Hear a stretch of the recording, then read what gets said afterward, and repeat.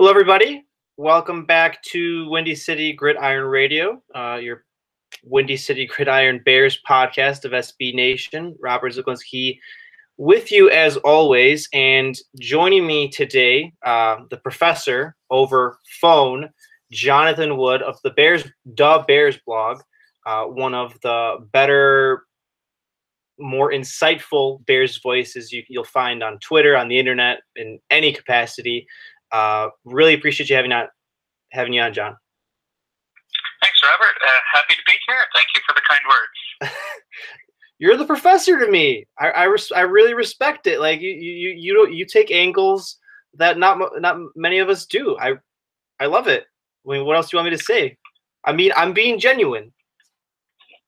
Thank you. I find not many people like numbers, but I do. So it gives me a chance to look into things in a different way than a lot of people do. Let's I had the document open. Yes.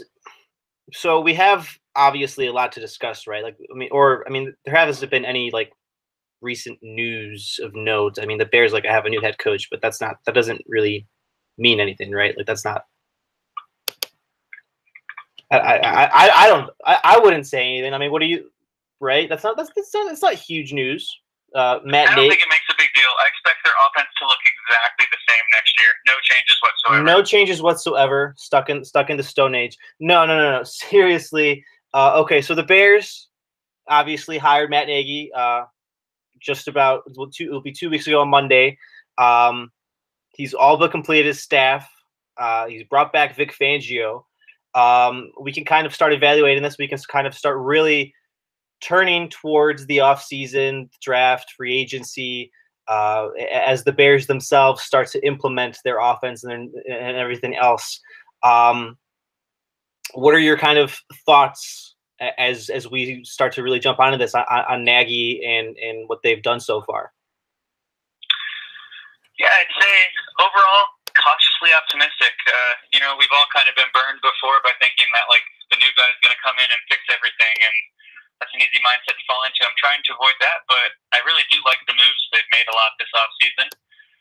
I think they definitely needed some fresh voices in the room for the offense and got not just Nagy, but you look at Helfrich coming in as the offensive coordinator, Heistam coming in to coach the offensive lines. They've got an impressive staff together there that should have a lot of good, experienced voices in that room helping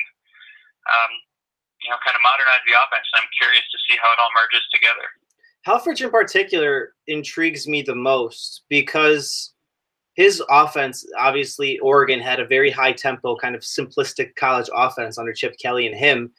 But as we've kind of discussed over many platforms, the Bears seem to be wanting to mesh different offensive concepts. You'll have Nagy's West Coast. You'll have Helfrich's spread out matchup offense. You'll have run and shoot, I believe, with Kevin Gilbride as a tight ends coach. I mean, all of the offensive assistants come from so many backgrounds, which is kind of what is really exciting about all these hires, because the Bears are finally going to have a modern 21st century offense, ideally. Yeah, there's always, a little bit of risk with that if you got all these different offenses that they have to be able to kind of mix it together and make it work. But again, cautiously optimistic that I think they'll be able to do that, just kind of incorporate the best parts of all these different kind of approaches. In an ideal world, you take the best of all of them, and that gives you something that's even better than any of them would be individually. What would particularly concern you about Nagy and in the short term, so next year, and how he adjusts? Yeah. Well, I think it's a big adjustment for him going from offensive coordinator to head coach. You're going to get that for any first-time head coach. The responsibilities change a lot from you're just responsible for kind of year one unit, so now it's the whole team. You're shifting to more of a management role, although he's still going to stay pretty hands-on. With the offense, it sounds like he said he'll be calling plays. So just kind of how he adjusts to that, especially since he's not a super experienced play caller to begin with. I think he only did that for like 5 or 6 games in Kansas City because Andy Reid called plays a lot of the time. So it's just going to be a lot more responsibility for Nagy than he's used to, just like any first-time head coach. But that's actually why I really like that he got Helfrich on as the offensive coordinator who has head coaching experience. Even though it was at college, it's a lot of the same. You're managing the roster. You're managing that whole team, the locker room. And so I think having some of that wisdom there to lean on should help. It would also help having the surly Vic Fangio aboard, who we had a little bit of a roller coaster week there as to whether he would actually return. It was the greatest will they or won't they love story of all time from my perspective. So how do you think Fangio's return impacts Nagy and the Bears defense, who I need to remind everyone anytime I'm over these airwaves, he is not Buddy Ryan, even though he had the sweater that looked like Buddy Ryan yesterday. So how do you think, what do you think of that impact? Yeah, I think keeping Fangio was a very big move, both for the defense but also for Nagy, thinking about all of those responsibilities as a first-time head coach who's going to continue calling plays. Having that kind of continuity on the defensive side with an experienced coordinator there who can kind of run that side of the ball, like Fangio, helps ease that burden a little bit on Nagy. Like you said, I don't think like Fangio is necessarily like, oh my gosh, he's a million times better than anybody else who is available. But the continuity there, we've seen him kind of make the defense better every year he's been in place. We know he works well with the talent that's on the roster. We know the defensive talent on the roster likes him. So I think it's a good, safe move to keep their strongest side of the ball fairly strong and hopefully continuing to improve. I think the biggest criticism that we've had of Fangio is that he's not aggressive enough. And I think the Bears' defense would be better if he took more risks, if he had used more exotic blitzes. Because at times it feels like, I mean, it doesn't feel like the Bears legitimately sit back and just prefer to play straight up, which, I mean, I don't see. I see this defense having a higher potential. Do you? Is there reason to believe that maybe that was Fox and something in Nagy will change Fangio's direction in this way? Yeah, that's a great question, Robert, and something I've been wondering about, but unfortunately I really don't know. I mean, we've all kind of heard the rumors the last couple of years that sometimes there was some disconnect or friction between Fangio and Fox. Maybe it was over that. I don't have numbers off the top of my head, but I don't think like the San Francisco defenses when he was there were super blitz heavy either. Maybe it'll get a bit more aggressive. Maybe it won't. I really have no way to know. But like you, I kind of hope it does get a bit more aggressive, start to impose your will a little bit on the offense. And I think we saw that even a bit this year. I look back to that 4-game stretch right before the bye. It was kind of the peak performance by this defense, really, since like Lovie Smith left. And we really saw them playing more aggressively than, even if not in the play calling, just the players getting more aggressive, that they're not just trying to make a tackle, but they're trying to make a play on the ball, force fumbles, get to the ball in the air, catch the interception, things like that. You can play aggressively without having to blitz a lot, and I hope that they at least get to that mentality a bit more. I honestly don't know what happened after that 4-game stretch, because, I mean, they were playing like a top 3, top 2 defense in October. Like they were imposing, they were taking over games. And then you come out of that bye week against Brett Hundley, who like shit the bed against almost every other team defense he played against, and he tears up Fangio with an extra week of prep. That's always been the thing. I know injuries kind of affected them. I know the Leonard Floyd injury in particular really hampered their pass rush down the stretch, but I don't know. Maybe I don't like to blame everything on Fox because those players are still playing. I don't like to do that. That's too simplistic. That's too inane for me.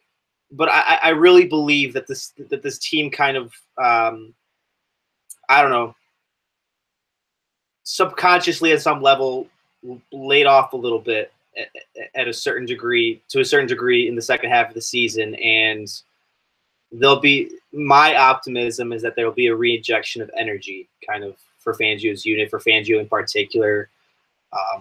He almost feels like a Dick LeBeau type to me, a career defensive coordinator. Hopefully here, if he can change it up.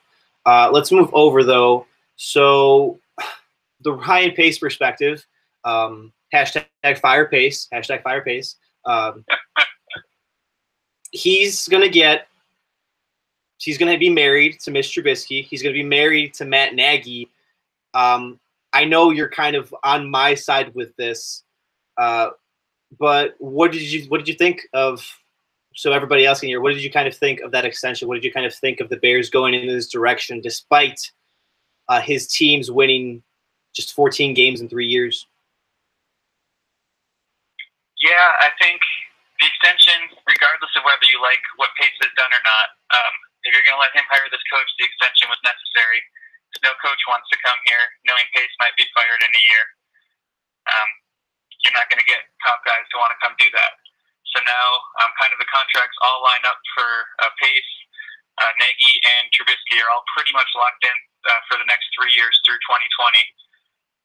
So it's basically, like you said, they're all going to kind of sink or swim together. This is Pace's time. He's fully reworked this roster. And like you, I think he's done a pretty good job with it. I think a lot of people really don't, especially at the time, didn't appreciate how much of a teardown this was going to have to be when he showed up in 2014. And that helps explain some of the win totals over the last 3 years. He showed up and it was an old and bad team, which is like the worst combination you can have. And now they have young talent for the first time in a decade, a nice young core of talent, and we'll see how good they can get. And too, when we've talked about this, I think I think he picked Fox, and he built up that core of talent. I really like the Bears' foundation of talent. I think it's one of the more impressive foundations, but the coach he picked just didn't allow the guys that Pace selected to flourish. I mean, you had Jordan Howard never gets in if Jeremy Langford doesn't get injured. Johnathan Bullard and Roy Robertson-Harris were sitting on the sideline while Akeem Hicks was a 340-pound man. Akeem Hicks was playing 95% of the snaps and losing steam by the end of the year. Adam Shaheen was benched because they isolated him one-on-one against Brandon Graham. And those are but a few examples just from like the past 2 years. I mean, those are the most prominent examples. I think with Nagy, kind of the guy that shares a similar vision with Pace and Trubisky being Pace's guy, the people who don't believe that Pace has done a good job will see it come to fruition. This is a point that you've brought up before. I didn't always agree with it because I think the concept of doing a bridge coach is kind of stupid, but Fox was the bridge coach. Pace built it up to that extent, and Nagy can now take advantage of what Pace has established. Yeah, I mean, that definitely has to be the goal. I think he hired Fox partly because the locker room was a mess, and he needed somebody to clean that up. Fox was proven to be able to do that and run kind of a clean ship. I think also, though, like, I don't think he thought that Fox was going to be this bad. Let's be honest here. Yeah, I mean, I didn't think he'd be that bad either. So I knew he was bad. With you. What was that? So yeah, I'm with you. I've been screaming for 3 years about bad personnel usage, especially down the stretch when they're out of contention and they're playing like Tracy Porter on one knee over a rookie that you just drafted in the 4th round of like DeAndre Hall in 2016. And all the ones you mentioned, there's been a million instances of just poor usage of the personnel, and hopefully that's not as big of an issue going forward, so we can get a better idea for what's actually on the team, what kind of talent we actually have. Moving forward, so this is a bit of like an overall grandiose perspective. How far away are the Bears right now? So the Packers still have Aaron Rodgers. The Vikings are about to play in the NFC Championship, probably going to play in the Super Bowl. Let's be real. And the Lions, for now, have the better established franchise quarterback, more in place to be a contender. at this very moment. So how far away do you think the Bears are from contending? There's this window that starts that we've often kind of alluded to, especially considering Trubisky's rookie deal. Yeah, that's a great question, and like you point out, it's a pretty tough division right now. I mean, Green Bay Rodgers got hurt, but pretty much every year he's healthy, they're in the playoffs. Minnesota's really good. Detroit's been above 500 a couple years in a row. You know, who are they going to jump in the near future? That's tough to see. But I think the Bears are poised to start to make that jump a little bit in the upcoming years. I actually have an upcoming article at some point in the next few months on the Bears blog. Shameless plug. So teaser a little bit there, but basically teams that have been bad for 4 years in a row, like the Bears, aren't going to go to like, oh, they're winning the Super Bowl in 2018. Like, that jump doesn't happen. The first jump they have to do is get to the point that they're competing for the playoffs in the playoffs. And then those teams that we see winning the Super Bowl are teams that are consistently at that level for a few years, and then it just, I mean, there is a luck component that comes in once you're there. You know, you need to have things fall your way in a single elimination tournament for a few games. Yeah, the people compare them to the Rams and Eagles, and I don't like this year, and I don't prescribe to that notion. Every rebuild, every jump is completely different, and the way the Bears have built it is entirely. While Nagy is his own innovator, I mean, I still see it as a contrast. The only way it'll be similar, which you just kind of said, is that I do think the Bears will make the playoffs next year, and I do think it'll be a painful. It'll probably be a painful wild card loss due to their inexperience, due to their lack of competition at that level in relevant January football for the first time in 7 years for an overall really young team. You're going to ideally want to see them maximize the window after that. So 2019, 2020, that's probably the goal for a championship, ideally.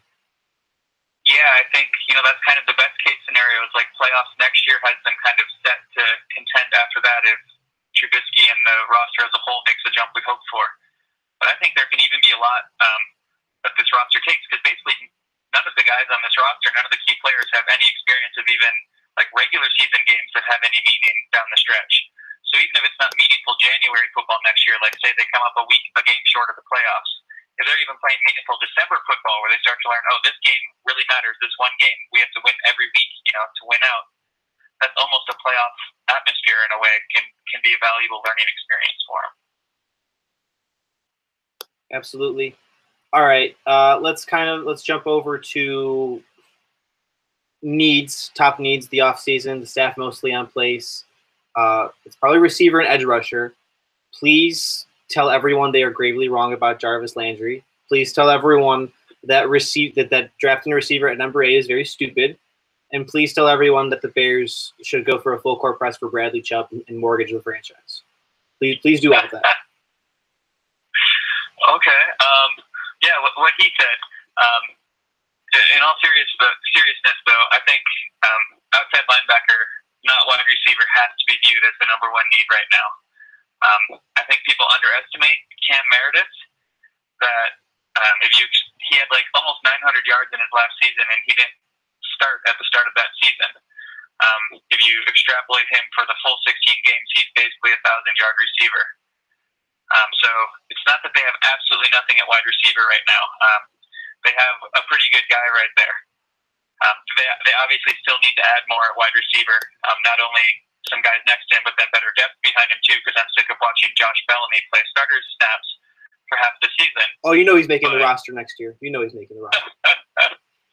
I'd be okay with that if he's like the 6th wide receiver as kind of a special teams ace. But I just don't want him playing 50 snaps a game, you know, for 8 games a year like he did this year. But outside linebacker, I mean, Willie Young's about to be 33 and looks pretty washed up before he got hurt this year. Pernell McPhee, like, basically doesn't have one knee left. Pretty much the only guy they have left is Leonard Floyd, who I know you love Floyd, but so far he hasn't shown like the ability to be that top guy. He's a very good, well-rounded linebacker, but not necessarily like your top pass rusher that you want. He's not good. I don't think he's going to be that, which is also the issue. I think Pace specifically picked him to kind of be that all-around guy that they can move all over the defense. He's not a great pass rusher. And I'm being honest. I mean, I love him, but like he's not going to be that. He's not going to be that guy that gets you 12 or 13 sacks. I don't see it at this point. He'll be the guy that drops back into coverage. He'll be the guy. He'll be your best athlete. He'll be your best like football player on defense. So that creates the gap. You need a better complement to him. You need a guy that'll be that person next to him. Yeah, and I don't see that guy anything close to that guy in free agency this year. The pickings are going to be very, very slim in free agency at outside linebacker. So I think that has to be the number one draft priority. Whereas at wide receiver, I know you don't love Jarvis Landry, and I certainly hope the Bears aren't going to sign him to the $15 million a year contract he wants.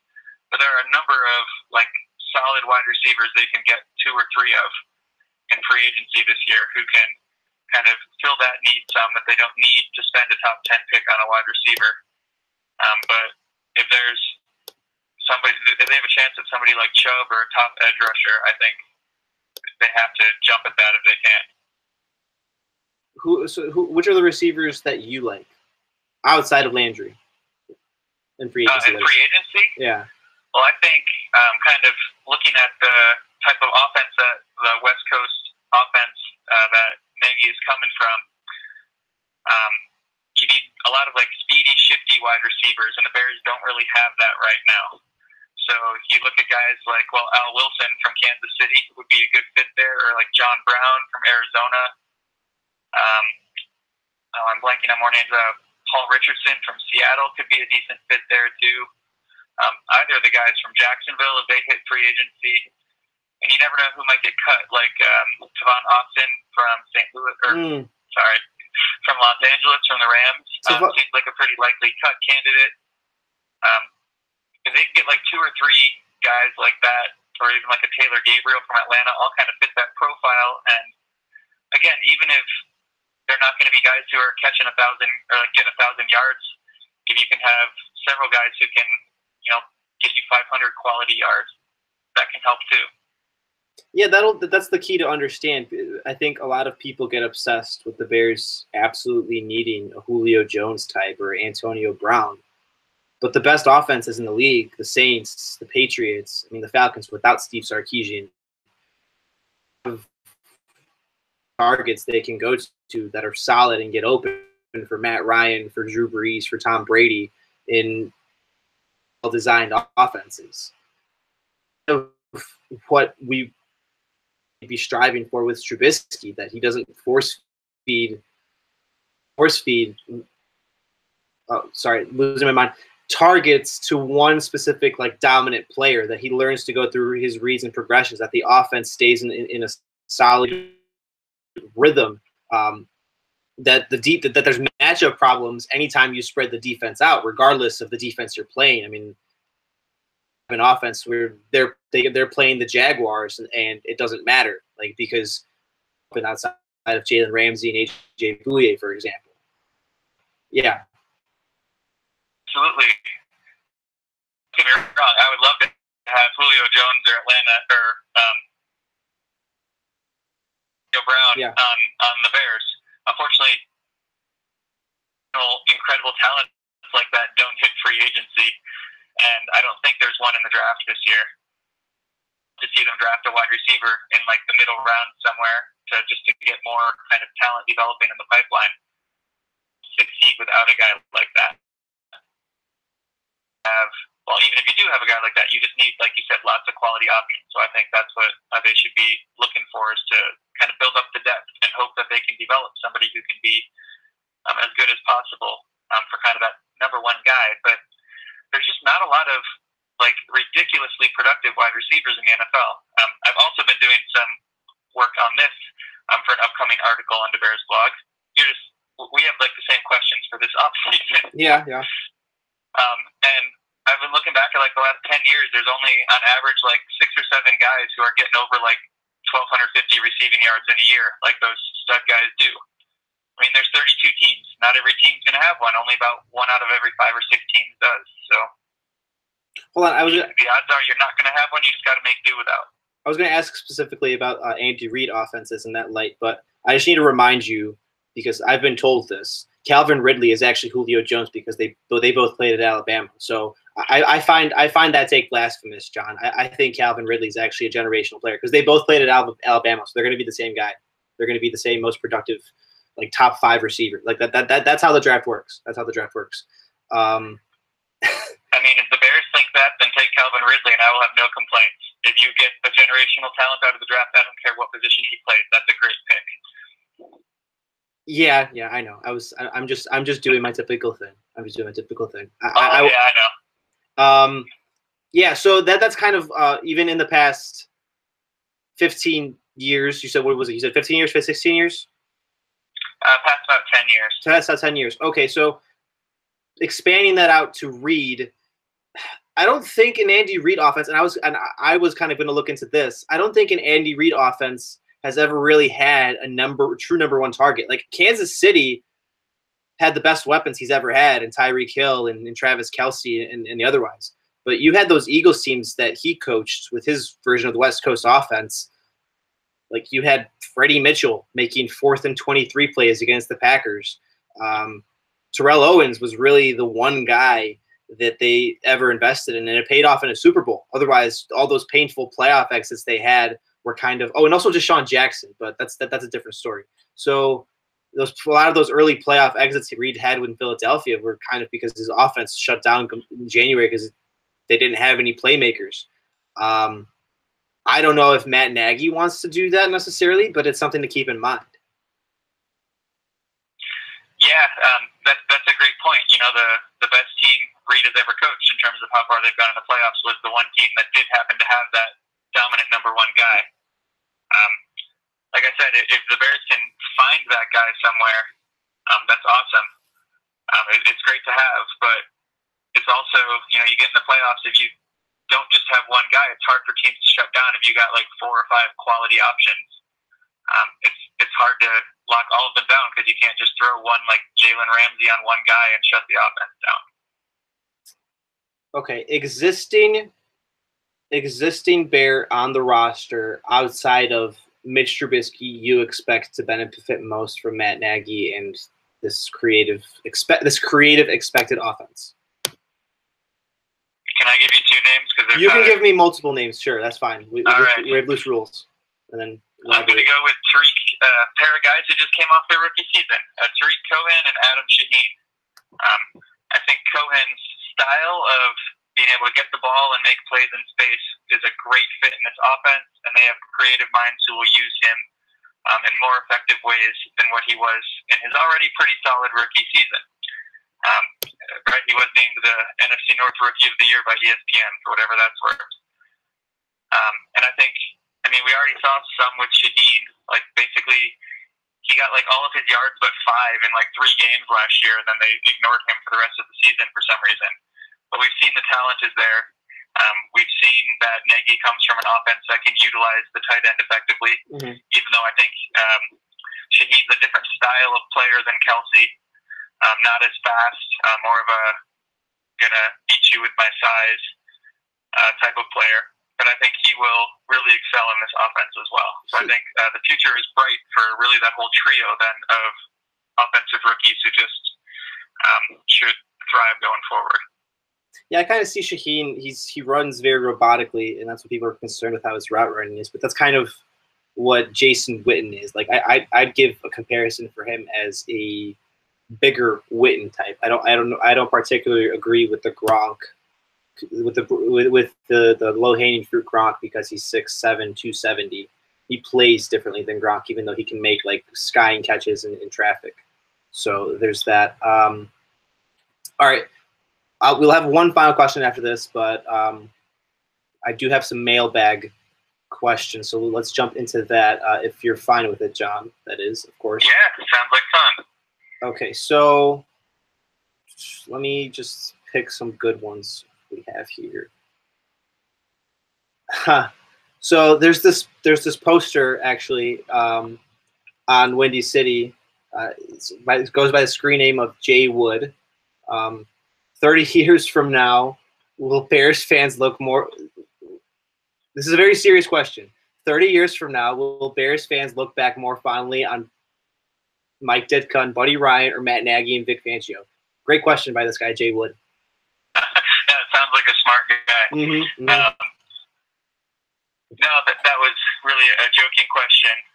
So I will answer. I will answer appropriately. They will both be viewed as equal godlike status. Okay. All right, I agree. I obviously agree. Yeah, Buddy Vic Fangio, he'll be better than Buddy Ryan. I can less abrasive. Surly. Is he though? Fangio seems pretty surly. Fangio seems like a guy that seems like a pretty straight arrow. I don't know. That's a little. I'm not well actually in you, but I'm just doing the. I'm just self-sabotaging myself for people to argue with me on Twitter. So I'm doing that. That's all right. I'll avoid going into my whole rant now about how we need to stop idolizing the '85 Bears. So that will save me some grief on Twitter, I'm sure, as well. Okay. Actually, this is a really good one. So we have a good idea of is A Bynum. We have a good idea of the positions and areas that are highest on the need list for the team this offseason. What positions do you think are just below that in the would be nice to have and fill category that people might be overlooking? So outside of receiver and edge, probably, I guess, would be the best way to frame that, right? Yeah. All right. I'll look to the trenches here. Offensive tackle is one that gets mentioned a good bit. People like to complain about Massey a lot because he's okay, not great. I think I would really love to see a tackle added in the draft somewhere in the first few rounds. Even if he doesn't beat out Massey right away, we'll give them a little bit of depth because they have basically nothing behind Massey and Leno if one of them gets hurt. And to eventually kind of supplant Massey, hopefully by like 2019. So I think offensive tackle would definitely be a good one there. Help build a good offensive line, and defensive end as well. I've actually been having a really good conversation about this with one of your writers on Windy City Gridiron the last few days. I forget which one. I think it was Eric. I don't know how to say his last name, so I don't. I'm not going to try that either. But he kind of caught me off guard because he talked about defensive end as being a need even on par with outside linebacker and wide receiver, which I disagree with. But I think there are a couple big name defensive ends, really good players who could hit free agency, and if Pace wanted to splurge on one of them, I would be okay with that. To have three really good players on that defensive line with some solid depth behind them would really be a nice way to help that defense take the next step. It honestly depends on what the Bears believe in from Johnathan Bullard and Roy Robertson Harris. If they think either of those two are really more depth players, then yeah, you go get someone like you said Sheldon Richardson, right? And then there's Muhammad Wilkerson, guys that'll be available. You go get someone like that. I personally believe that either of Bullard or Robertson Harris will be a very good starter, and the other guy can be good depth. But we'll see. Okay, so what do you think a realistic – this is posed by Optimist Bear, so you should know how this question is going to go. What do you think a realistic improvement should be for the Bears offense in terms of overall ranking? I.e., would it be reasonable to expect to be in the top half of the league in scoring or not? If not, where? So you can answer this however you want. That's a great question. I've actually been thinking about this a bit over the last week, and I think they've had like 2 or 3 straight years now that their offense has just been like one of the probably 5 worst in the NFL, and it's hard to go from that to really good like overnight or in just one off season. So I think if they can end up somewhere around average this year, I think that would be a really nice step forward. Hopefully poising them to kind of jump into the top 10 in 2019. Sign of progress. You said top half? Is that sorry, just to clarify. Somewhere around average, even in like the 15 to 20 range, average just slightly below average, I think would be a nice step up from where they've been the last few years and show that things are kind of trending in the right direction there. I think so. Yardage wise, yes, and I appreciate this point that Scott Caxmore often makes on Football Outsiders. It's going to really depend scoring wise on how the Bears defense plays in terms of complementary football. So if the defense takes that elite step next year to where it's a truly great defense that can win games, and they're that kind of October unit throughout the entire season, then if the Bears' offense production yardage-wise is average, but they're getting excellent field position, I think you could realistically see them being top 10 in scoring, maybe even top 5 in scoring, depending on how the defense participates. Because you kind of saw that this year with the Rams and Eagles and Jared Goff and Carson Wentz getting a lot of boosts from that. Those two teams had the best starting field positions by far in the league because of their elite units on the other side of the ball. So there'll be something to watch otherwise with how Leonard Floyd, Akeem Hicks, Vic Fangio do to complement what Mitch Trubisky and Nagy try to accomplish on offense. I think that's something to keep a real eye on. So I graded this in one of my articles, but let's get your honest opinion. Ken from Missouri asked this. He's a longtime listener, first-time caller. On a scale of 1 to 10, how do you personally rate the job that Ryan Pace has done in the last 12 months, so the last calendar year, and why?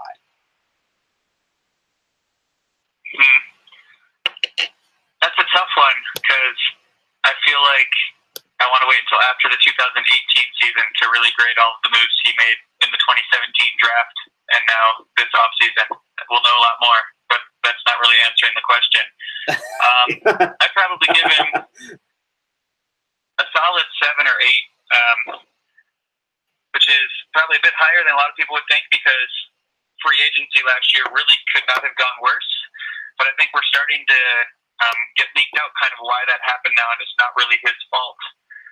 Brad Biggs reported this week that there were a number of players, especially on offense last year, who took less money to go play elsewhere in free agency because, I mean, the Bears quarterback situation was so uncertain, and also with John Fox potentially being fired, like on the hot seat, and then offensive changes, you don't know where you're going to fit with the new regime. So he tried for some better names in free agency and couldn't really get them through little fault of his own. I know a lot of people really dig him for the Glennon signing, but I think part of that was trying to convince the rest of the league that he was not drafting Mitch Trubisky. And that worked pretty well because nobody thought the Bears were taking a quarterback in the first round last year until all of a sudden they traded up and took a quarterback. So I don't ding the Glennon signing that much, and I don't blame him. It was Fox's fault that they played Glennon for a month and didn't let Trubisky take any reps with the starters for like 2 months of him being the best quarterback on the roster. And I think right now the 2017 draft looks pretty great. I mean, 4 out of the 5 guys in that draft played a lot and played pretty well as rookies. So that, and right now it looks like the coaching search this offseason has gone pretty well. Helps me kind of grade him up a little, but the bad free agency does ding him down a little bit. Yeah, there's been a lot of talk that, he didn't really commit because he was he's planning on being really aggressive this year because he knew he had another year of John Fox. But the thing is, that's an optimistic theory until Pace actually does that, until he actually proves that he's going to be aggressive and outside of things like his trades or going after Nagy, whatever else. You can't bank on that. That's an optimistic viewpoint. It's like, okay, he didn't commit to Glennon and Cooper, whatever, and he signed all those realistically, let's be real, garbage players because he wasn't that invested in the results of the 2017 season. I don't think any GM actually operates in that way, and if he did, that's laughably bad. So I'm kind of I'm in agreement. That's a word. We're gonna make that a word. Agreement with you. Yeah, 7 or 8. But we have to see it. We have to see it happen on the field. We have to see it happen in March 1st. So yeah. So this is a personal attack on me. I'm not going to answer it at all. In a redraft of 2016, this is on Twitter.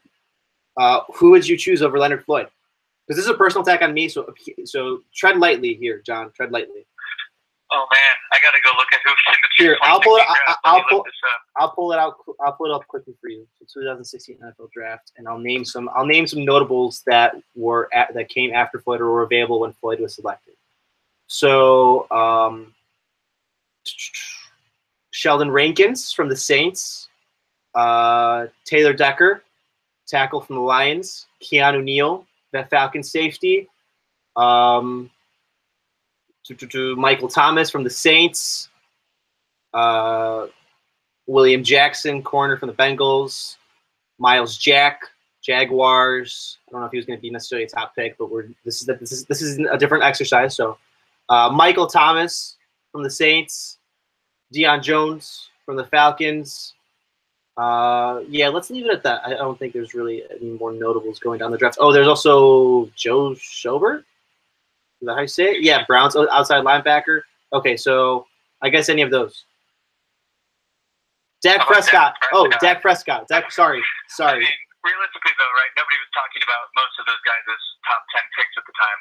Looking at guys that went right after him, I don't know. I mean, there's some other good players there, but, I mean, Floyd's been a pretty good player so far, too. I don't necessarily think that it was a bad pick. I think it was a pretty good pick.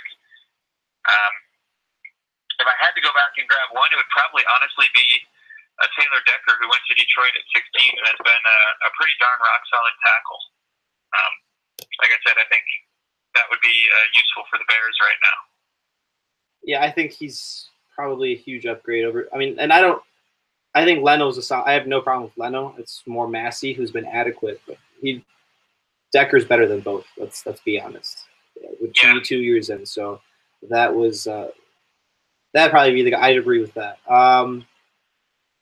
So please tell everybody. So this is a Madden franchise mode question because apparently that's how football works. The Buffalo Bills have 2 first-round picks, 21 and 22. Paul at Mr. PCHVZ, I guess is his handle, asks, can you see the Bears trading down for those 2 first-round picks? John, take it away. I know immediately what you'll say. I am sure Ryan Pace would absolutely love to do that. I don't really see why Buffalo would, though.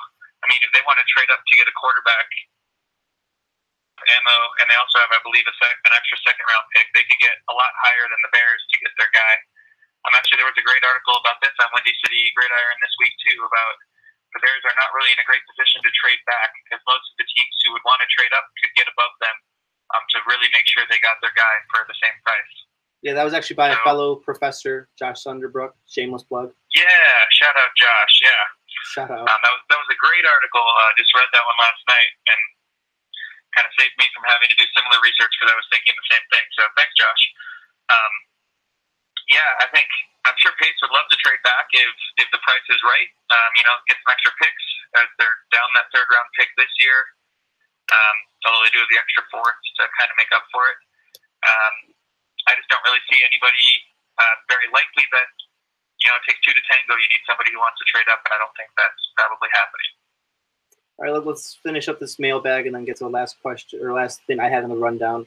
Kev, so been around Windy City for a while, asks, and I think he's being serious. So this is a fan optimism question. Why should I trust Matt Nagy when the Bears have proven themselves bad at most things? Hashtag AskWCG. I mean, that's what being a fan is, right? You're hoping for the best. Honestly, none of us really have any clue right now if Nagy is going to end up being a great coach or a terrible coach, most likely somewhere in the middle. Like I said, used this phrase before on this podcast, but I'm cautiously optimistic. You kind of got to hope for the best because otherwise what's the point of being a fan? Here's my thing with this. I love the people that the Bears haven't given anyone reason to have much benefit of the doubt that they're going to change based off of their history.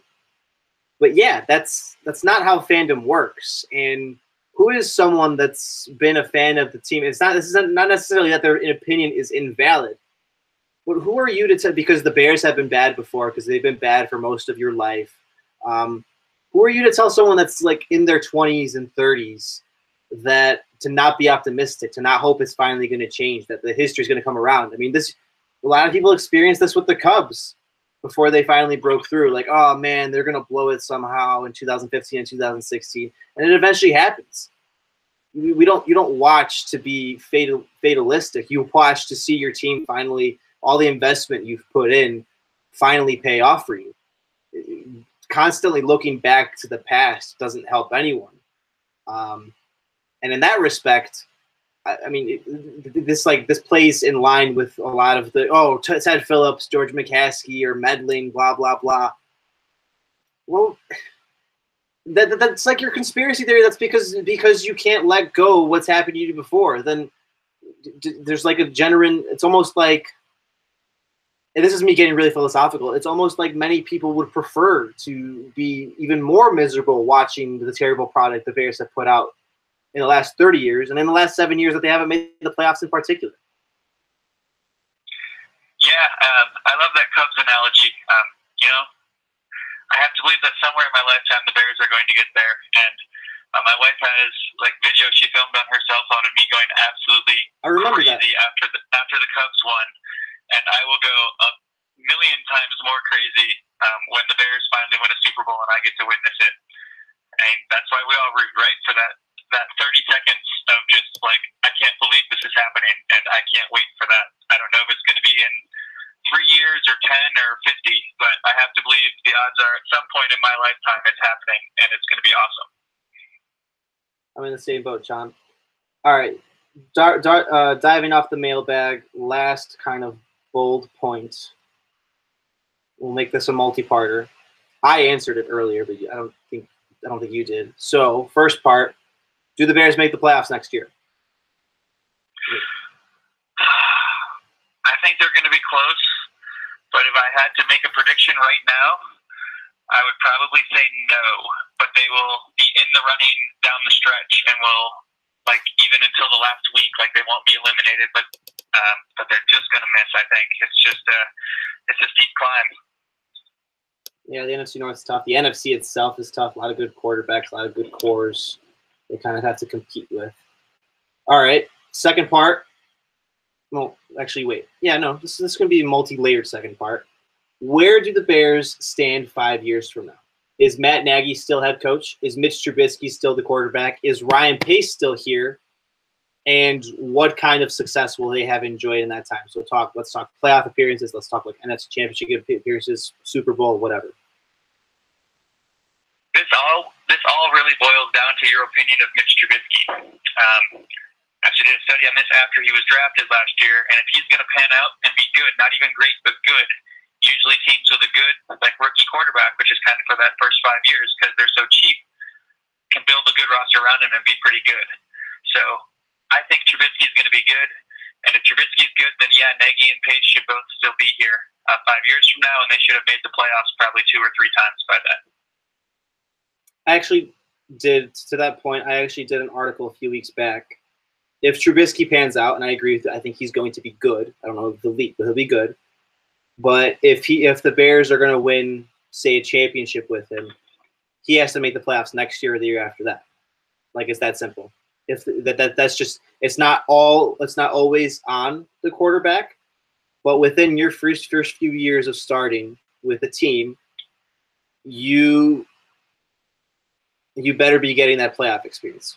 Literally all 31 or 32, I'm saying the number I had in my article off the top of my head, different quarterbacks that have won the Super Bowl in the team they started with, so that either they were drafted by or acquired by, made the playoffs within the first 3 years. Most of them actually have, almost half of them, 15, made it by their second year or in their first year. Guys like Joe Theismann,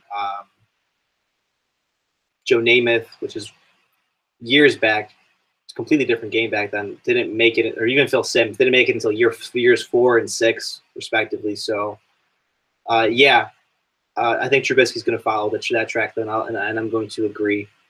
I think I don't like to be. I mean, I do like to be the bold guy. Let's be real. I like to be that guy. But I won't say the Bears will win a Super Bowl within the next 5 years.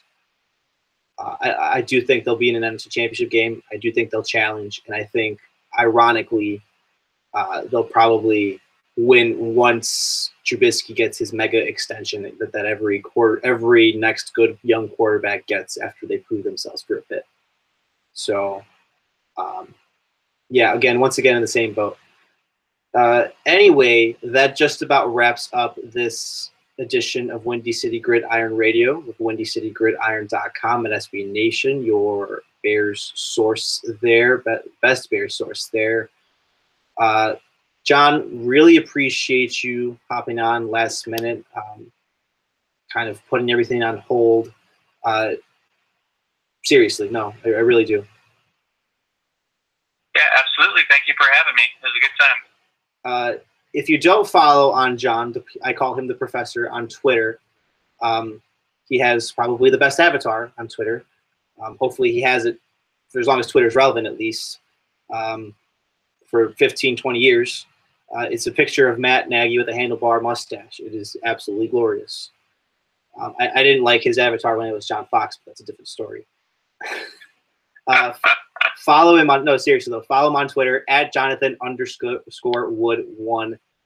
You'll see insights on the Bears that you really won't get anywhere else as far as numbers, analysis, and nuanced takes. So you're missing out. And follow in his work at Dub Bears blog, which also has great sources and reporting quite often, probably more than Windy City, but I'm not going to say that. Well, we don't really, yeah, I'll say that. I'll be nice. You guys are great. And then follow Windy City Gridiron at WC Gridiron on Twitter. Follow me on Twitter at Robert Zaglinski. And keep an eye out as we start to dive into the offseason, evaluate the roster, get into free agency, the draft, all that good stuff before we hit the dead period of the summer. It's going to be fun, guys. Stay tuned and stay locked in with us. Have a good one and stay classy.